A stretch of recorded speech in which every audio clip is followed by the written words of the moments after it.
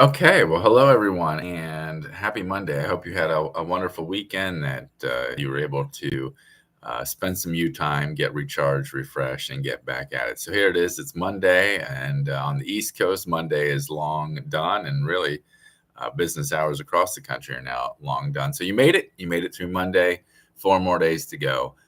Excellent job. So we just wanted to check in with you and let you see how things are going. Hopefully, things are going great, and um, let you know what some of the things that we have going on Simply Research and also on workerscompensation.com. And to start off, I want to start off with a case that we covered late last week. It's kind of an interesting one, and it gives us a chance to talk about the exclusive remedy rules in the Commonwealth of Massachusetts. So let's go ahead and get started on this one here.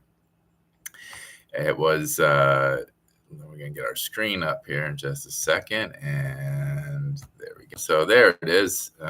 We reported it on the 12th last week, so it's been a few days, but we're talking about it now. So what was this case about? Well, uh, you can kind of see this happening. There, a worker there in Massachusetts had punched out for the day. He's off the clock. He's walking out to his car when a coworker who was still on the clock and driving a company vehicle ran into him, bumped into him. So this is the Meehan case, Meehan versus Laser Spot.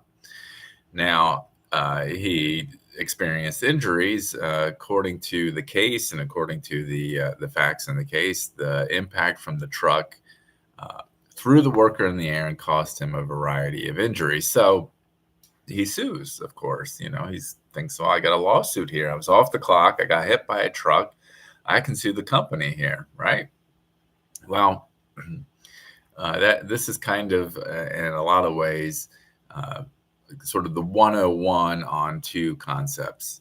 And you have to get to the exclusive remedy concept from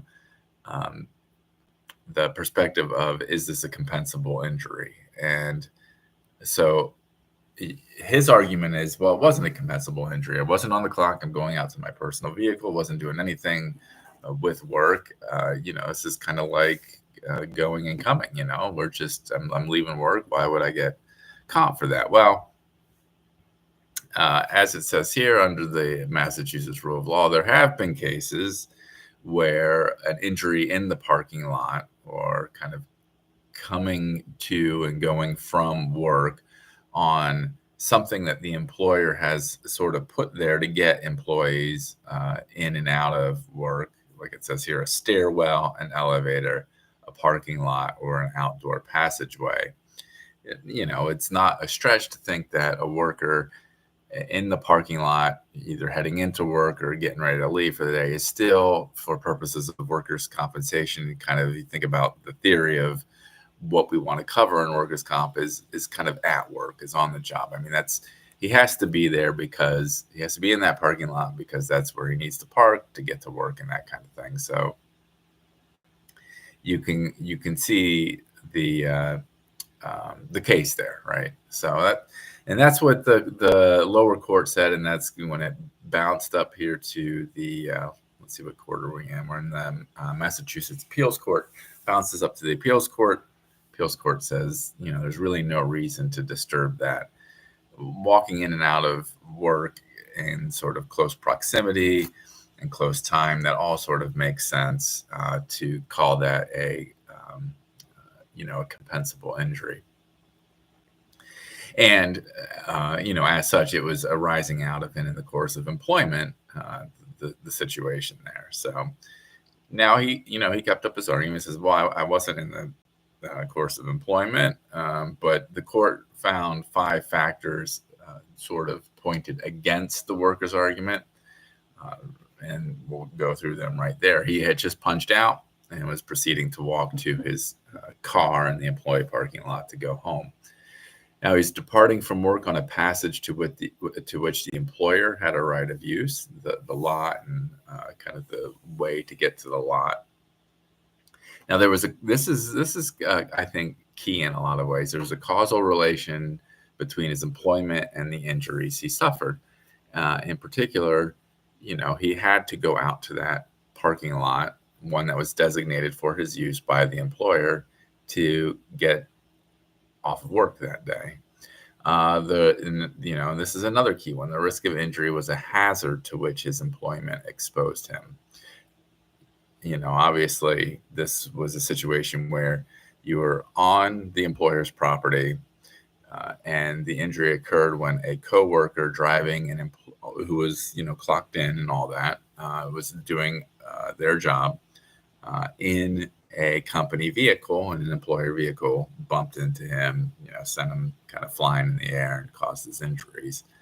And of course, this sort of goes with 3 in a lot of ways.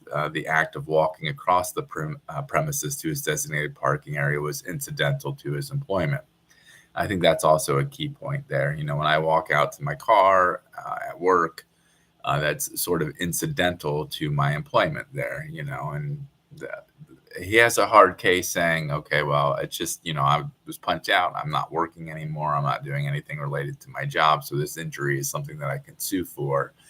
And the court here says Massachusetts law isn't really comfortable with that, because the whole point is that, the reason that you're there, the reason that the other worker was there is all sort of work related. So we're comfortable saying that arose out of in the course of employment. So not an earth-shattering case there, but one that, again, sort of demonstrates the reach of the exclusivity rule in the Commonwealth of Massachusetts. And, I do want to remind everyone, this is a case that we got right off of Simply Research. I was reading it. It looks interesting. We're always happy to have Massachusetts cases. So if there's any that you come across that you think we should cover, send them our way. Always interesting and always a good addition to our site. So where would you find something like that on Simply Research? Well, excuse me. Let me tell you right here, this is just going to the home page, Simply Research. You log in, boom, go to Massachusetts, give it a second while it populates all the things that we have in the database. And there it is, the Meehan case, Meehan versus Laser Spot. So, and while you're there, you can check out some other information. There's, of course, all the contact information, but then again, the latest things that we have that are specific to Massachusetts. And we have additions to other states as well. Like I said, like I've said before, our compliance team is always working hard to get you new material from all the states across the U.S. And they were at it today. There you see September 16th. Some compliance summaries from Connecticut that were updated based on some recent information. And then some things from our calendar and so forth. There's forms, and we've got longshore. It's not just the states. It's federal, it's longshore, it's anything that sort of OWCP would cover. And then one more thing that I want to call your attention to before I let you go, and I appreciate you sticking around with us. We've been trying out a new format for our What Do You Think features that a couple of our writers, but mostly Chris Parker writes with us. There's one for tomorrow. And if you saw the one today, you can go ahead and click on that. It's going to be down here. Interesting one about, so here we go. Did claimant's scooter business run over his PTD benefits? And we put it in a form that's got some interactive features here. So here we go. So, and this, these are always an interesting kind of case, right? There's a situation where the person who had an injury was, kind of running a side hustle there, and that was picked up on surveillance. So what effect did that have on his PTD benefits? You can check it out there, match wits with the court in this case, and see how you do. But, let's say you're good to go. I don't want to give away the answer, but you click on that, submit it, and boom, it'll take you there, and it'll show you the answer and the explanation. So we hope you like that new format.